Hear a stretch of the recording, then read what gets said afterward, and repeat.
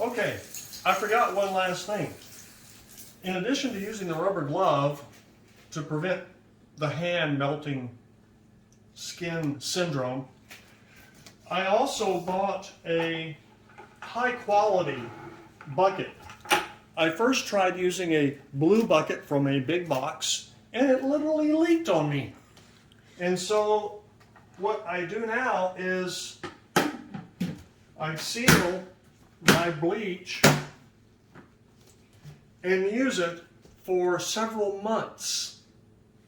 And you want it full enough to where you can submerge everything, but not so full that it sloshes over and causes your significant other to become really upset with bleach marks getting on clothes or getting on the floor. Okay? So that's it at this point. This is for people who love to take care of hummingbirds. There are a variety of feeders, and I have a bunch of plastic ones. I've had glass, but the plastic worked best. So when you open a used feeder and you look inside, if there is anything black, you've left it up too long and you're trying to kill your hummingbirds. When you open it up, there shouldn't be anything inside like insects or black mold. So what I do is I empty out all the sugar water. I'll rinse it with just a little bit of water to get rid of sugar because I don't want sugar blending with my bucket that contains 1 gallon of bleach and 3 gallons of plain water right out of the tap. And I'm going to dunk all of these in here, and the camera will show you what it looks like inside this bucket. This is bleach water. Now, you'll notice I'm wearing a black glove because I don't want to lose a layer of skin. Everything is submerged, and I'm going to occasionally move it around because these plastic parts float. Very irritating. They would only sink. So, I'm going to leave this in for 5 minutes. After 5 minutes, and these have all actually been sterilized ahead of time, they're essentially sterile. And so I'm going to shake off all of the residue that I can of the bleach water, and with a slow trickle of cold water, I'm going to rinse these adequately, what I would count 3 times. And this is from my days as a pharmacist in chem lab. And every time you rinse by 1, you're getting 0.99, 0.99. So eventually what you end up with is no bleach left on any of the plastic because bleach will kill your hummers.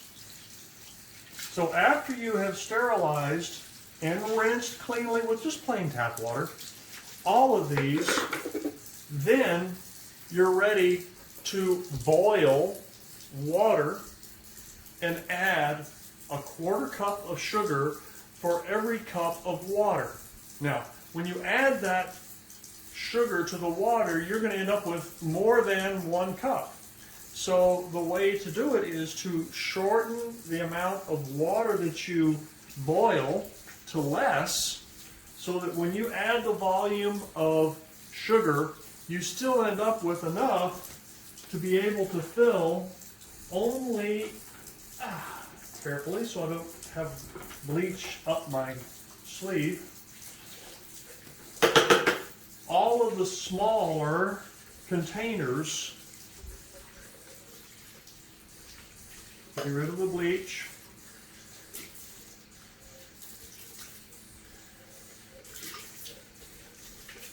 You want smaller containers because that means you'll have to change them more often, and you won't run the risk with a big one of growing a lot of fungus that causes any of your hummingbirds to have little black fungus balls on the end of their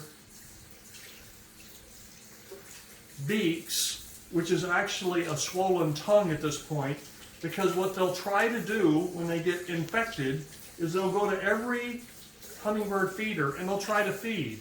And all they will be doing is introducing fungus to every feeder, which in turn can affect every hummingbird who comes to rely on you for sustenance. So if a black beak appears, you have to pull every hummingbird feeder off and hide them for 3 to 4 days until that hummingbird who's infected dies. There is no cure. But if you don't, then that fungus will spread to every hummingbird you have, and you'll kill a bunch more birds. So use bleach water. Boil the water you're going to make sugar water with. Follow the 1 cup of sugar for every cup of water ratio. You don't need red food coloring. And you'll have a bunch of happy hummers. We chase away, or we watch 6, 8, 10, 12 hummers in the evening, all getting their sugar fix right before sundown. And it's really fascinating to watch.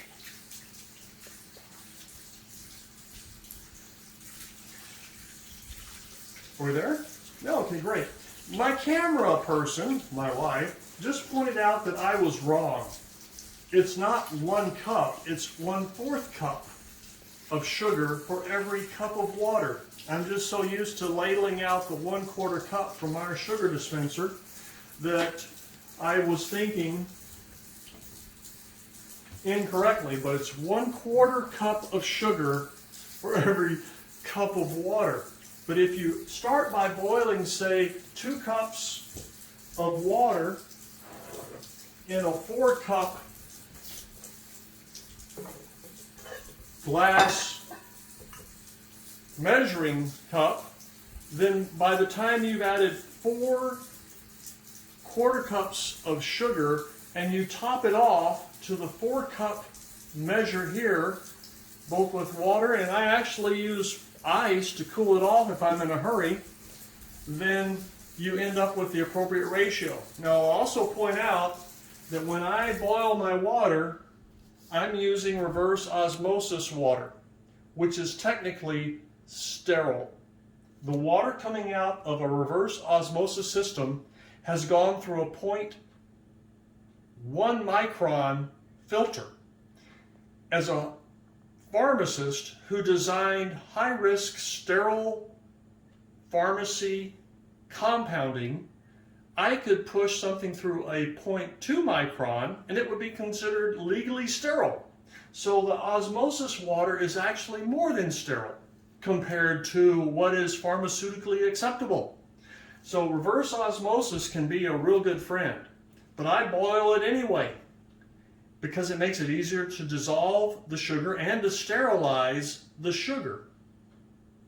Mix it all, pour it up, and change it frequently. We're at a point in the spring where I have to change all these out, and I have 4 out at a time, about every 2 days. So again, anytime you open up a feeder and you see anything other than clear fluid, you've waited too long and you've put your hummers at risk. So that's my suggestion. Again, don't bother with red color. It actually can be toxic depending on who makes it. And the hummingbirds know what to do. Trust Mother Nature, but give them the best chance at thriving. And their babies will come back next year, and instead of only 4 hummers, you may end up with 8 or 10 fighting over a spot at one of the feeders. It's lovely to watch. A quick note about how to dissolve sugar properly in water. I have a little bit more than 4-cup measuring, and I have my reverse osmosis water. I'm going to put it to 2 cups, and 2 cups is going to let me dissolve all of the sugar I need.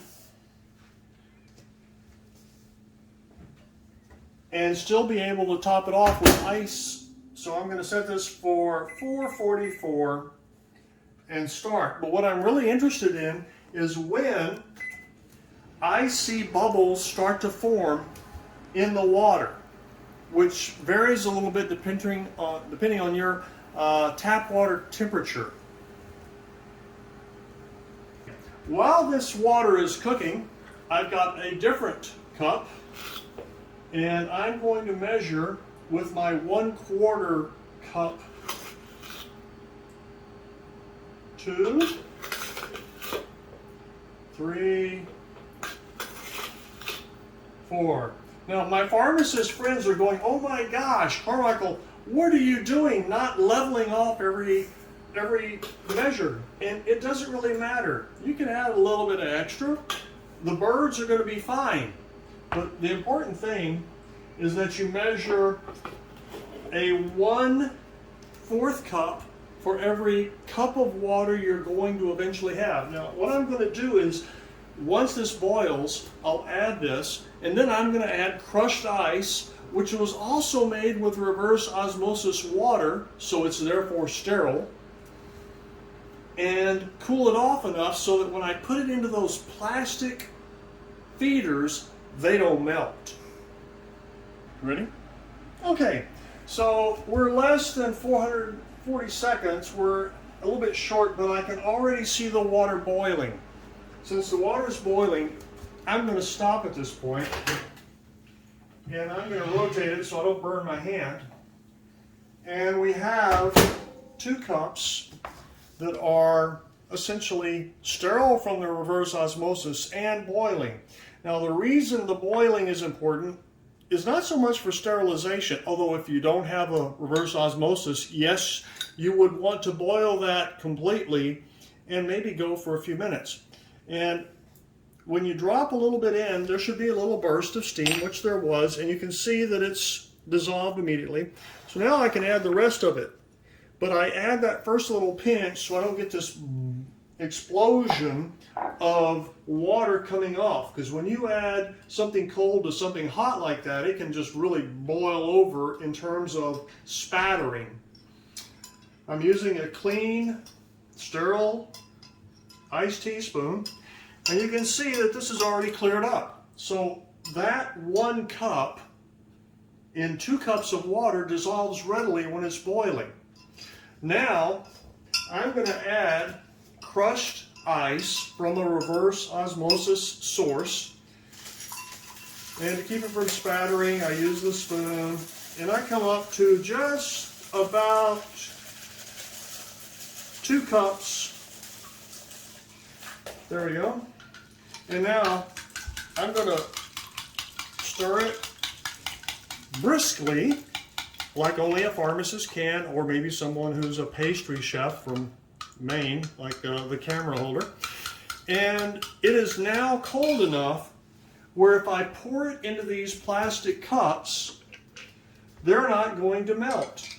It's warm, but it is not melting warm. And I go up, and okay, now what do I do with this? Well, I need a place to set it. So, it's easy to prepare 2 cups at a time. And you don't need to fill it all the way to the top. And once you've done this, and they're stable, then you assemble carefully without touching the inside, the bottom portions, and simply spin it on. Well, they don't have to be dry. As long as you have followed the procedure I showed with the bleach water, they're sterile except where you touch. And as long as you don't touch the inside, you're good. So these 2 are now ready to go out and be hung. And I'll repeat the process for the other 2. Now, I've got extra sugar water. I'm not going to waste it. So when I make the next one, I'm going to be a little bit shorter in terms of how much water or ice I put in so that I don't waste any. That's the best way to keep your hummingbirds alive. and well fed. Thank you.